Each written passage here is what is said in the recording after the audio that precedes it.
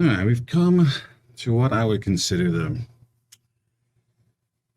meat and potatoes of multivariate analyses, which is the multivariate analysis of variance. At least in the social sciences and things, you're going to see MANOVAs used quite a lot. Because we so like the ANOVA, this is just the extension to more than one outcome. So, multivariate analysis of variance is the topic of this next few sessions here. And if you keep in mind that it's essentially just an ANOVA that's sort of happening across multiple dimensions, it'll help you sort of not to get lost in some of the things we'll get to later, like the matrix equation, stuff like that. It really is not that bad. And we'll try and keep the conversation light about it, but we are going to talk about some matrices in one of the next sessions. Not this one today, but we will get there. All right, so let's start. Multivariate analysis of variance is also known as MANOVA. It's an extension of ANOVA, in which main effects and interactions are assessed on a combination of DVs.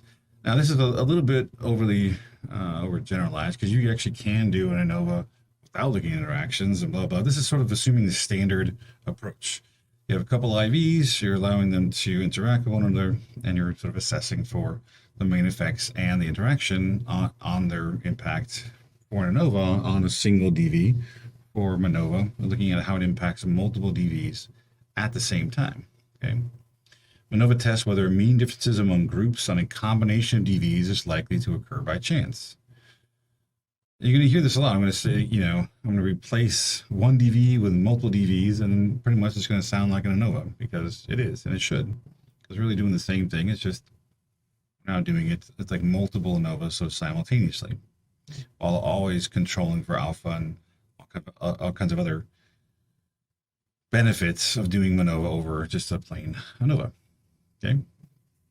All right. So far, so good. Not so bad. You could think of this as a special case of canonical correlation.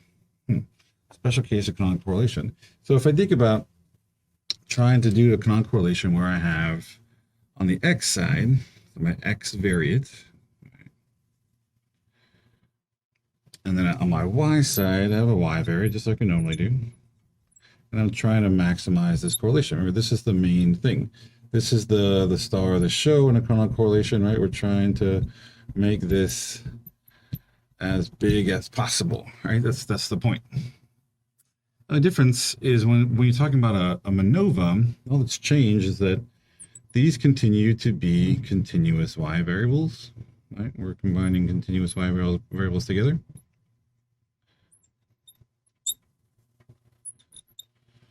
Here, it could just be one x variable that is categorical. Okay, so it's going to put C there. C or x is categorical. Now, in the case of like a one-way MANOVA, this is just one variable. It has multiple groups, multiple categories to it. And we're trying to figure out, is there a way to combine those groups in such a way as to, well, is there differences between those groups that would make the combining these variables together and maximizing that correlation, right? How can we maximize the group differences on these variables? That's sort of what the goal is. Now, it could be that you have x could be categorical. You may have a categorical 1. You may have a second categorical variable 2. And you may want to put an interaction between those two. That's totally fine. If you do that, then you're talking about more like a factorial ANOVA. And these will be combined in different ways to try to maximize each one of these things to make this correlation as much as possible. This is essentially what a MANOVA is doing. The only difference we'll talk about a little more in a little bit further down this topic is that when we talk about canonical correlation, we usually want to assess each dimension, each different way in which things are being combined separately. And for each of these, generally, we tend to just sort of look at an overview of, is there any way in which this can be combined? The answer is yes. We then go on to doing simple one-way ANOVAs, just on one of the DVs, if you can figure out which one's which.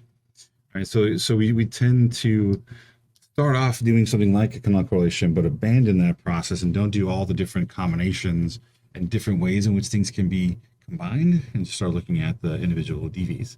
And basically, the idea is if we do this and we find out that there is some way to combine these to use these groups and these combined DVs to make this significant, then let's start looking at it more closely, looking at each of these on each of these variables and figure out where it is. So we sort of use this as a first step to find out, is there anything in there anywhere? The answer is yes. We shift to then doing things like a MANOVA or something like a discriminant function analysis or some other version, and not quite the canonical correlation the way we would do it if these are all continuous. Okay, but this is the basic idea. This is why I talk about canonical correlation being this sort of umbrella approach, because if I use categorical variables on this side, like different groupings and interaction, if I use that and continuous variables on this side, this is basically MANOVA. Okay? So another way of talking about that in terms of canonical correlation is that a new sort of super DV is created on the Y side that is a linear combination of the individual DVs that maximizes the differences between groups. That's exactly what I was just talking about a second ago. Can I combine the Y's together in some way that are going to make the groups, the X groups, as different as possible? All right. In factorial designs, a different linear combination of the DVs is going to be used for each main effect. So if you have an A effect and a B effect, each one of those, we may end up combining those variables together differently, right? Because maybe a different combination may make the A groups different, and a separate combination may make the B groups different. And then an even different combination will make the interaction significant. So they can be recombined in lots of different ways to make that, to maximize the group's differences. And it does it separately for each of the effects. Also, when the IVs have more than one level, so if your groups are more than just two, then the DVs can be combined and recombined to maximize the pairs of variables, the pairs of groups that you might be comparing on the combination of DVs.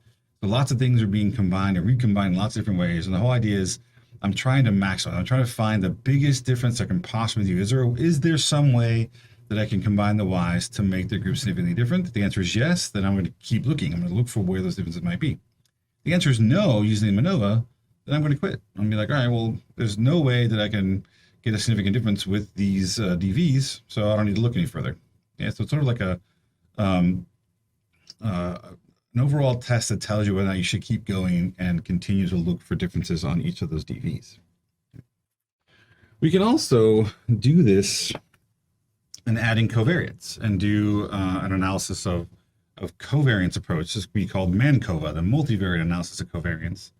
So all we do is use the covariates to adjust those linear combinations of DVs to see what the groups, how the groups will be different if we were to adjust for those covariates. So if we sort of level the playing field first, how do the groups actually then change? So how does the treatment change relative to the control, that kind of thing, after removing the influence of the covariate? So that's a MANOVA. It's doing so, it's making that adjustment on those linear combinations, those super DVs that are being combined together. So we're trying to maximize the differences between groups while also removing the variability that is due to the covariates on the entire group of Y's at the same time. Sounds complicated, and it is mathematically. I wouldn't necessarily want to sit around and do it by hand, but stuff happens behind the scenes in SPSS. It's actually very useful. We can remove error, we can adjust for things like demographic variables, and then also try to maximize differences between groups on these DVs all at the same time, all for one low price of 0.05 alpha. It does it all at one time. It's pretty cool. So what are the requirements? If I'm going to go out and do a MANOVA, what do I need? Well, just you think about an ANOVA, you need to have at least one DV and one categorical IV. Well, here, for it to be MANOVA, of multiple variables, multivariate, you got to have at least two or more DVs that are interval ratio. So you want continuous outcomes, and you have to have at least one categorical IV. Now, it could just be one IV with two groups, so you can have 17 DVs. That's called a tau square. It's a fancy multivariate t-test. But all you need is one categorical IV and 2 or more continuous DVs, and you got yourself a MANOVA. If you want to do a MANCOVA, you also need to add in at least one continuous covariate. Now, yes, you can have categorical covariates, but if you do, then why not just include them in as another IV, though you can get the interaction. So it's possible to do, but typically if you're going to bring in CVs, you're going to bring in covariates that are interval ratio. Okay. Again, this is assuming a typical linear, general linear model, not something that's generalized. We're not going into those other types of models. It's a simple linear model. We're assuming that these are likely to be categorical. I'm sorry, these are likely to be interval ratio, be continuous, even though, again, they don't have to be. So you can bring in categorical CVs. It just, if you're going to do that, it makes more sense for them to be another IV and look at the effects and the interactions. So that's a minimum. Two DVs in interval ratio, one categorical IV, and if you're going to do a MANCOVA, you need an additional continuous interval ratio variable to use as a covariate. Now, what are some advantages? So ANOVA is great. ANOVA is a great approach on a single DV, but you're sort of putting all your eggs in a single basket. You're putting all your faith in a single DV for your IVs to show a difference, your groups to show a difference on that variable. And with a MANOVA, you're actually able to diversify that somewhat. So it's about having multiple ways in which the groups can be different and looking for different things. Sometimes, depending on the intervention, depending on the IVs, you may have dependent variables that are too distal, right? They're too far in the future. They haven't quite processed them yet. You're not going to see a lot of change. You may want to include other DVs that are more proximal, things that you actually show change a lot earlier to show that there's some progress. And you may even do like a mediation model or something. But oftentimes, there could be multiple things in which you think is going to impact those DVs. So if you have some, let's just say something similar, like a clinical intervention where you have you can put together group therapy sessions for folks, and you want to see if there's an impact between doing group therapy versus no therapy, something really simple. Well, the group therapy could impact. So if let's say in a typical ANOVA, you would just do one outcome, like maybe you look at just depression. Now, it's possible that the group therapy may affect depression, but maybe not. Maybe it's better at affecting anxiety, or maybe it's better at affecting self-esteem or social, sort of connectivity between, because you got people in there that are all talking about it. So you got more of a social support sort of feeling about yourself and the group during group therapy. Picking any one of those, you may limit your chance to find something that's significant, right? You may actually eliminate the thing that you actually are impacting by choosing the wrong outcomes. With MANOVA, you don't have to choose. You can use all of them. You can analyze them all at the same time. It's more efficient because you're testing multiple DVs all at once, so it's got a high degree of efficiency. You can control for type 1 error all at the same time, all across all the DVs, all across all the effects. And you can sometimes find differences that aren't found in ANOVAs. This is not very typical, and you'll see why in a second, because generally ANOVAs have more power, but sometimes the DVs can be combined in a way that makes groups different, that none of those DVs will show differences on their own. So it's possible that can happen, but it's not as likely. Right? So it's not as common, but it is possible. So there's some advantages. What kind of questions can you ask with ANOVA? It's different. Certain interaction. Main effects is another way of saying the group's different thing. All those different things we test with an ANOVA. What's the effect size? Are there group differences? Like if we have an effect that has multiple groups, can I do paired comparisons? Can I look at post hoc effects? All the things you can do in an ANOVA, all the questions you might ask in an ANOVA, you can ask those same questions in MANOVA. It's just instead of asking about one DV, you're asking them about a combination of multiple DVs at the same time. All right, so any question you would ask in ANOVA, you can ask with MANOVA. You also get some additional questions with MANOVA you don't get with. All right, so main effects, interactions, covariates, all these different things you can ask in an ANOVA, you can ask with MANOVA. It's no problem. It's just we have more places to look. We have more DVs to sort of play around with all at one time.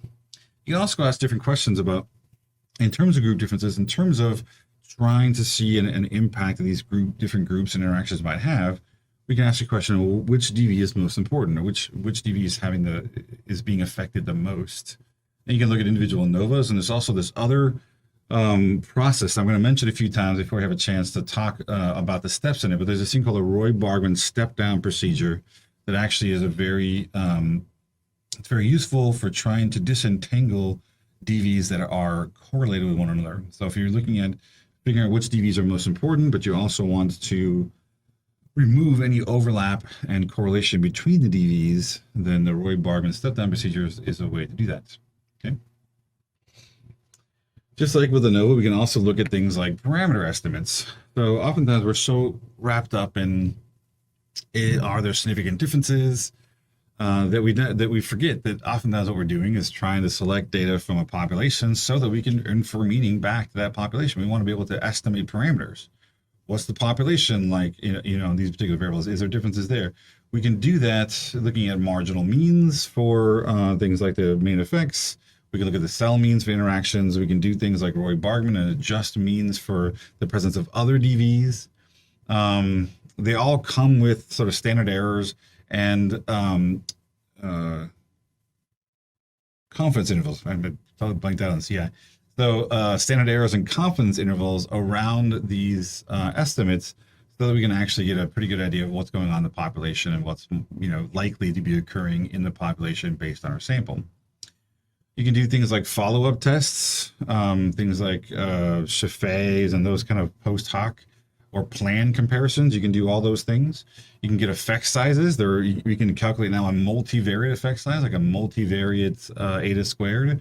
You can also calculate all the univariate ones, like the eta squareds and partial eta squares that we're used to computing in an ANOVA. So now we're getting to do all those things all at the same time.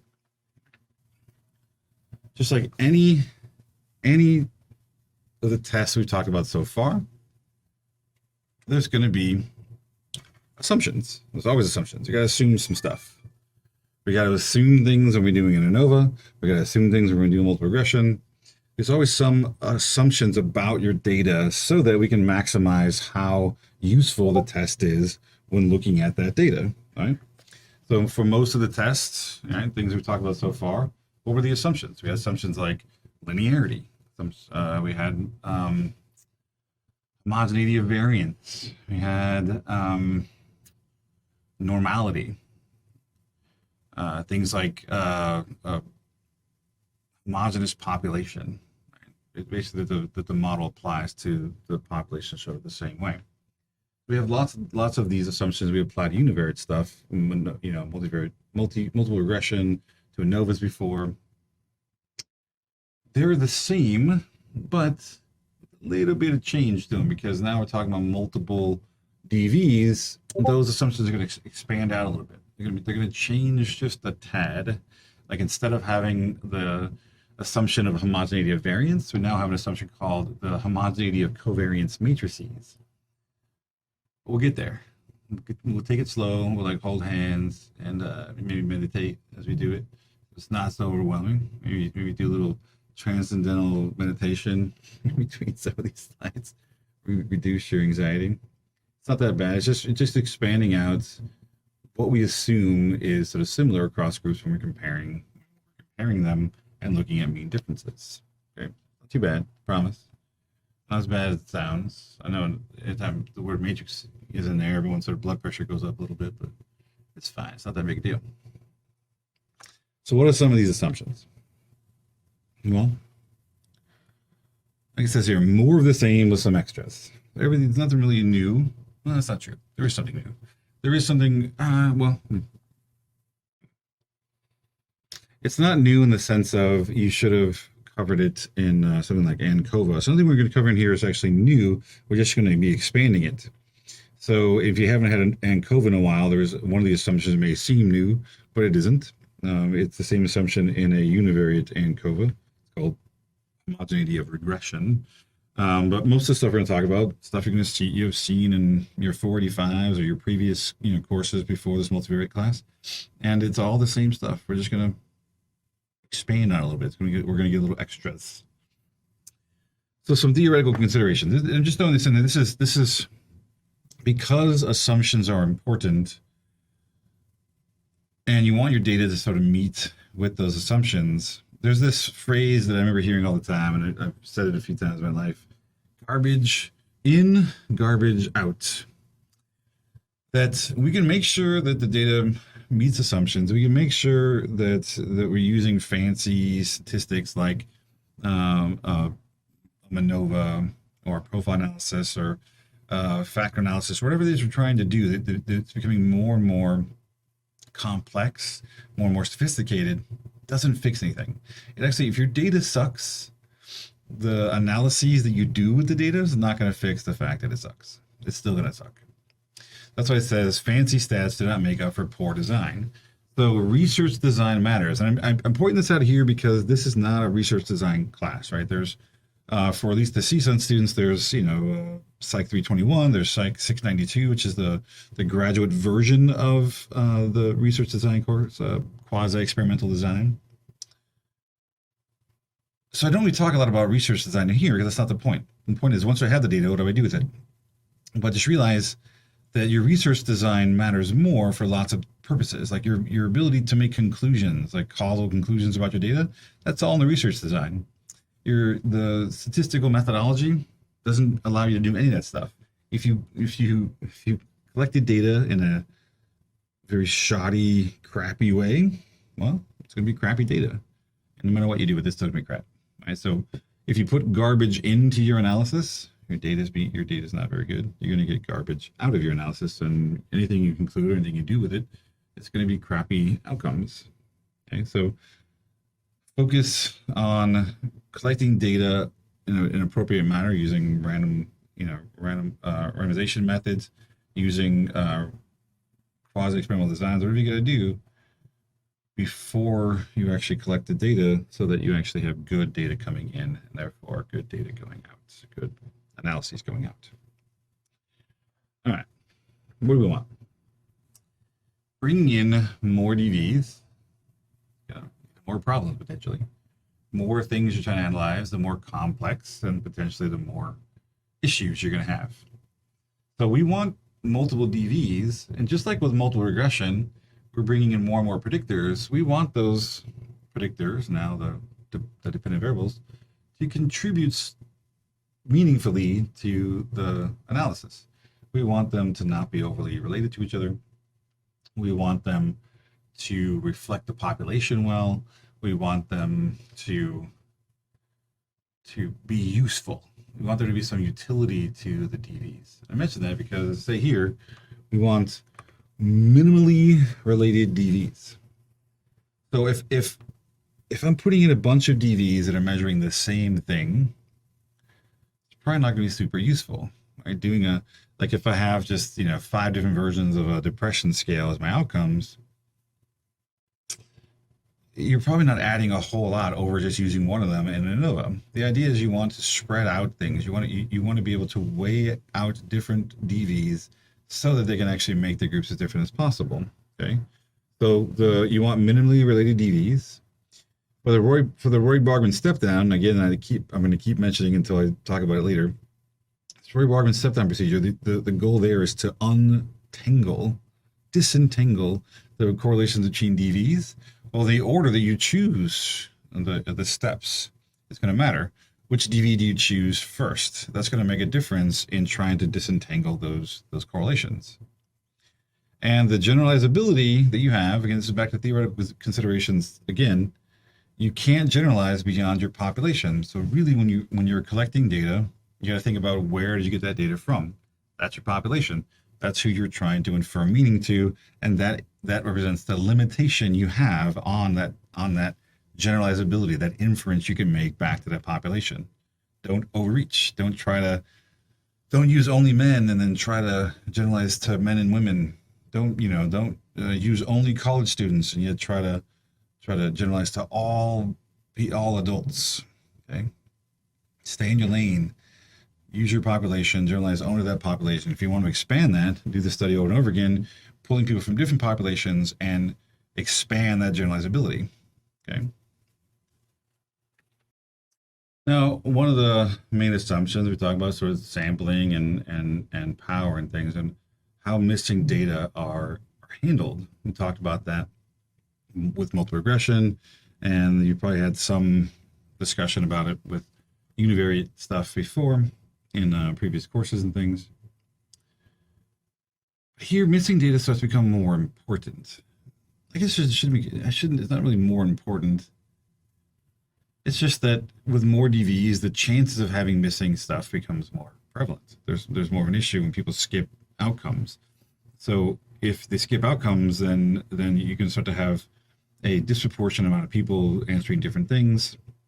So with unequal samples, you get this non-orthogonality that happens with ANOVAs and MANOVAs and everything, where your sum of squares total won't really equal the sum of squares between plus sum of squares within. And that depends on, and that's because the way in which we compute those things. So for instance, the default in SPSS is to use type 3. Type 3 assumes that you meant the data to be equal. You meant to collect data with the groups being equal, and they just are randomly not equal. The differences in the group sizes are not meaningful, so it sort of ignores them. It computes the grand mean by averaging over the group means, and it just computes. That's sort of the way that we're used to doing it. Type 1 sum of squares now actually will use the group size as information. It actually will bring in the size of the groups, weight the means, and actually compute the means differently, and you'll get a different sum of squares. There's some differences too that you can do between sum of squares. And some of you may be watching this and going, wait a minute, what do you mean type of sum of squares? Like, you may not have even seen that there are types. There's actually 4 types. It's like, I remember 4 types. And some of them have to do with type 3 assumes equal groups and also assumes that the main effects and interactions all enter at the same time. I think the other one's different in terms of the order of main effects and interactions. And then type 1, if I remember correctly, this is memory, is that it actually uses the weighted means as opposed to the unweighted ones. And so it computes means a little differently, and you can get different answers. And this is actually allowing for the size of the groups to actually be a meaningful bit of information, where this basically ignores it. But this is not necessarily the only approach. We can do that, right? But we can also do things like, imputation and other stuff to actually address the missing data. All right, so the issues that you come up with is that the cases in the smallest cell needs to be more than a DV. This is the sample size thing. So if I have 5 DVs, I can't have a cell in my design that has less than 5 people. This is like the bare minimum, right? Estimates in cells can become singular and cannot be inverted if you have more DVs than you have people in a cell of the design. So if you have some kind of factorial design, and each cell now, you need to make sure there's at least more people than there are DVs. If cases, and even if cases are barely more, you have 5 DVs and only 6 people, the assumption of equality of covariance matrices, which we'll come to next, is likely to be rejected. You're likely to have all kinds of issues because the variances and covariances in that particular cell may be dramatically different than other cells because there's so few people. Hasn't quite had a chance to stabilize.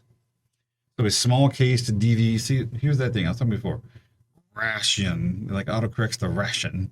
So it should be small case to DV ratio. So small case to DV ratio will give you low power.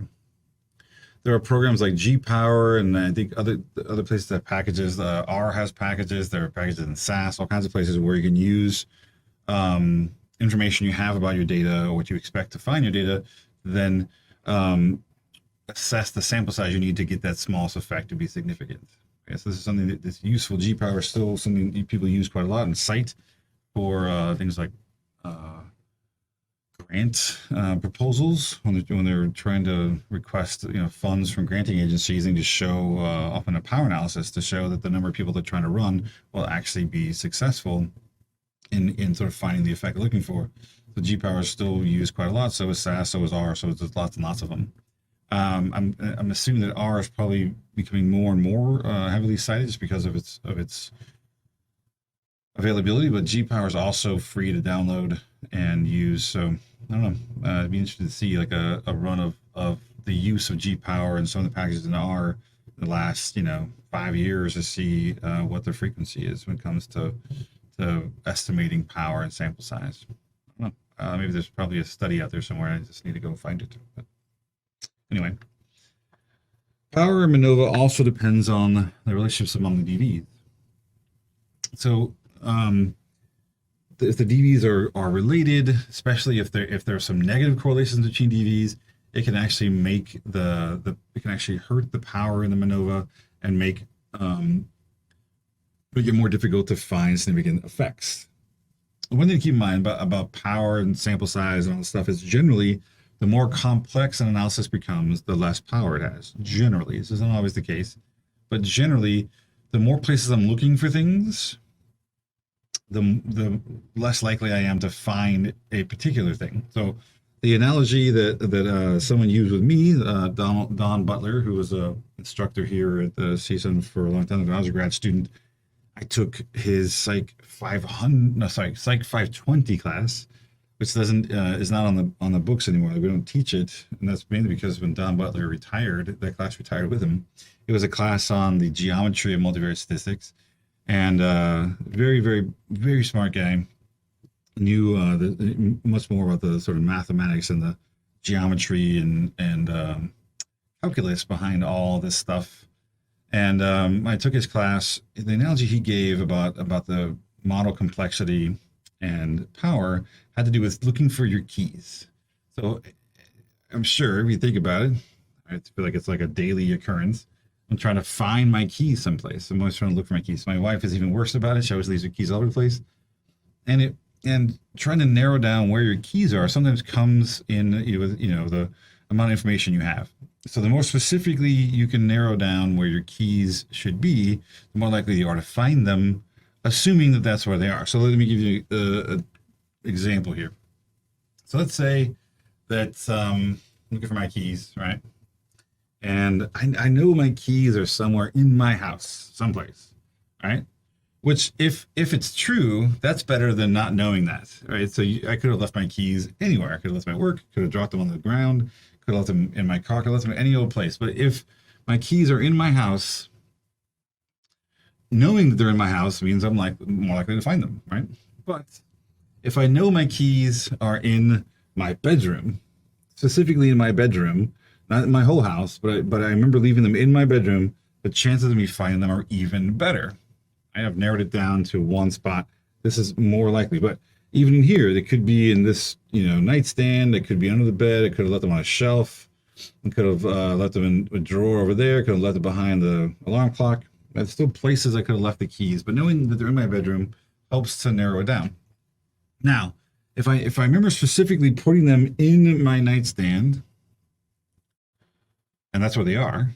Okay, so this is assuming this is where they are.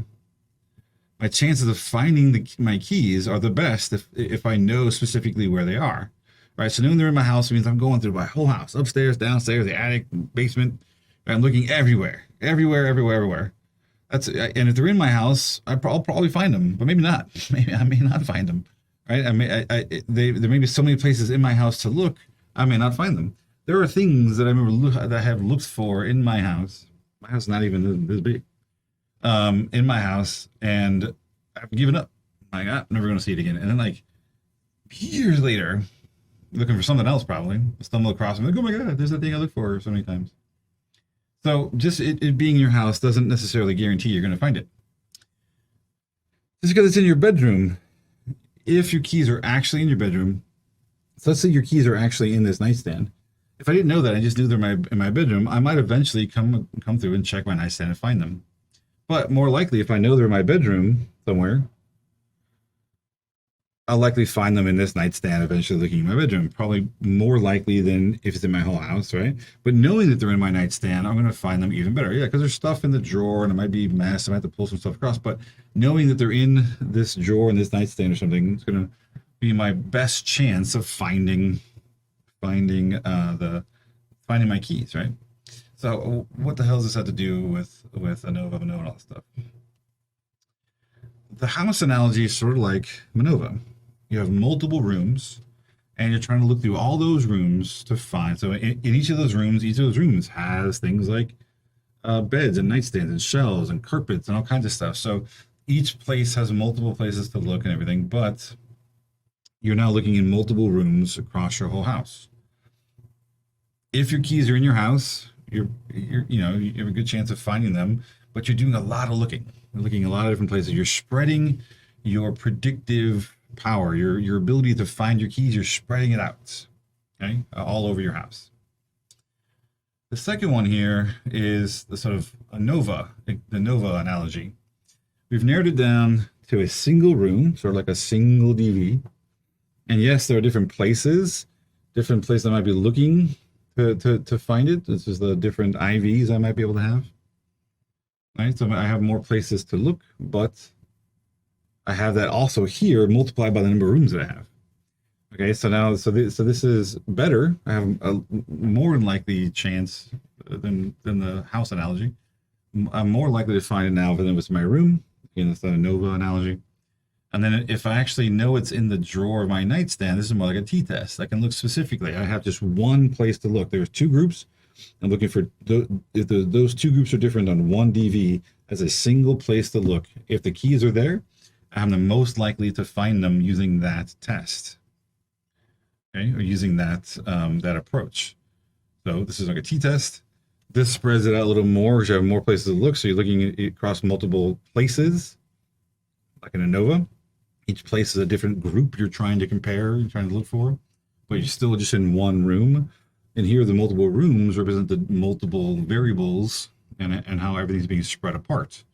So the power to define a significant test, just like the power to find your keys, really depends on where your keys are, obviously, because if my keys aren't in my house, my keys are at work, then none of this matters, right? I'm not going to find my keys no matter what. If I'm only looking in my house or my room or my nightstand, never going to find them. Assuming that my keys are in my house someplace, knowing where they are specifically is going to be going to increase my chances of finding them than if I'm looking in a bigger space or an even bigger space. Okay.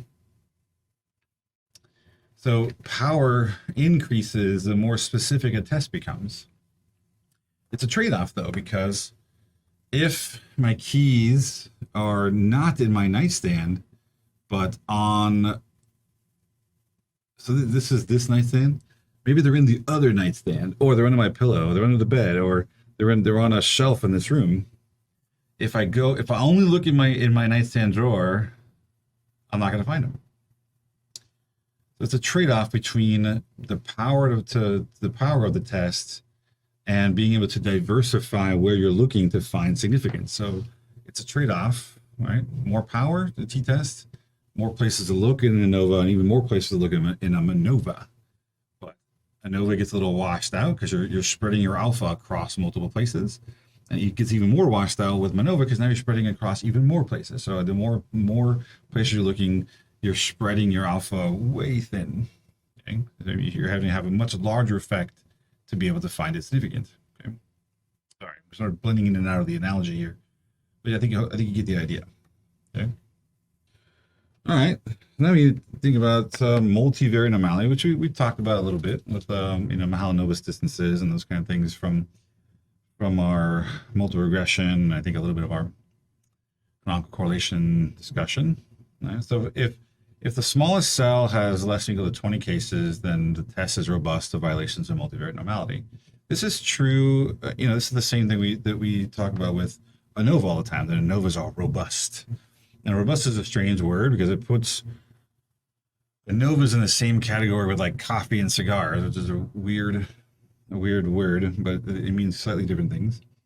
So it just means that ANOVAs are famously robust to violations of assumptions. So even if you violate normality, if you violate linearity, you violate homogeneity and variance, and it will still work pretty good. You're actually still able to find the difference that when it exists, pretty well. MANOVAs are the same. So if you have at least 20 cases in the smallest cell, then you probably don't even need to test for multivariate normality. You just sort of, actually, I think I said Mahalanobis distances earlier for multivariate outliers, so I'm confusing those two things. So it must be late in the afternoon. The multivariate normality is something we really haven't talked a whole lot about. There's not really an easy way of testing for it. You just test it sort of univariately. Or Mahalanobis distances are talking about multivariate outliers. I'll talk about that in just a second. So even with violations to normality, if you have a sample size that are 20 or more, remember it comes down to the normality of the sampling distribution, and not necessarily the sample itself. So even when you have unequal n, as long as you have at least 20 cases in the smallest cell, you're probably fine. If you have smaller unbalanced designs, meaning that you have cases or cells that go below 20 cases, and you have lots of different size ends, that kind of stuff, you may need to actually look at the distributions of your variables, especially your dependent variables, each of those groups, to see that you're getting a whole lot of differences in normality. You're getting a lot of skewness and that kind of stuff. This is just to get an idea of what multivariate normality looks like. And here we have an x and a y variable, both being plotted out. So we got normality going one way, normality going the other way, which makes this nice three-dimensional thing. You actually look online in different places, you can actually see and play around with some of this multivariate normality stuff to be able to see when you're plotting variables together. Now, while each of them may look normal in and of themselves, sometimes when they combine, they actually may show some skewness and some they may break away from multivariate normality somewhat. You can sort of see this is kind of a cool picture, right? Mapping where you can sort of see this is like two normal distributions sort of side by side, like stacked on one another, creating this nice sort of umbrella effect, nice cone effect they got there. Okay. Cool. Some of these you can actually float through and actually look underneath and see the inside of the cone, be able to move it around and see the effect of one of them being skewed or not, or whatever it has on the entire multivariate normality if you play around with some of these things online. So going back to my slip up there about Mahalanobis distance, we are assuming that there are no outliers, no univariate outliers, which means looking on each of the dependent variables separately, but also no multivariate outliers. We also want to check this per group, per cell of the design, because we want to make sure that we're not getting outliers, just like with skewness and non-normality. We want to make sure that nothing's affecting the means of the groups we're trying to compare to each other. Because if you have substantial outliers or skewness, they may be pulling the mean up or down in the direction of it and biasing the results somewhat. So you want to check for those. You're going to check for unity in a regular way. Is it disconnected? Is it more than 3.3 or whatever it is? For multivariate, you want to, in each of the cells, you're going to look for things that, you can split the data up by groups. Look at Mahalanobis distances for each of each person within each group, and a combination of the dependent variables. We want to make sure that the DVs are linear, related to one another, especially linear related to the independent variables. But we also want the CVs to be linear, and we want any CV and DV relationships to be linear. The nonlinearity is not that it's a deal breaker; it just reduces power somewhat, because you're trying to make linear combinations of the variables. So if they don't linearly combine very well, because they're not linearly related, there's no way to linearly combine them. It's going to not really do a good job of finding differences between groups. We can't maximize that difference if they really don't do it. If CVs covariates are not linear, then we have the same issue too. It's not going to maximally adjust the error. We're not going to get the bang for the buck we want out of that CV if it's not linear relating to other variables. We also want to make sure in each cell that we don't have things like multilinearity or singularity. And again, because these are now becoming more and more reliant on matrix algebra and inversions and that kind of stuff, multilinearity or singularity in a cell is going to mean that we can't invert it. We can't invert it, then we can't find determinants. We can't do the things we need to do to actually find our coefficients. Also, we just want to make sure that multilinearity and singularity on a conceptual side means that variables are highly overlapping and not really contributing anything unique. We don't want a whole lot of overlap and a lot of redundancy. I want there to be more unique things being contributed to the model each time. Okay. I think we'll wrap it up here for the day, and then we'll come back and finish talking about some of the assumptions in the next video. All right, take it easy.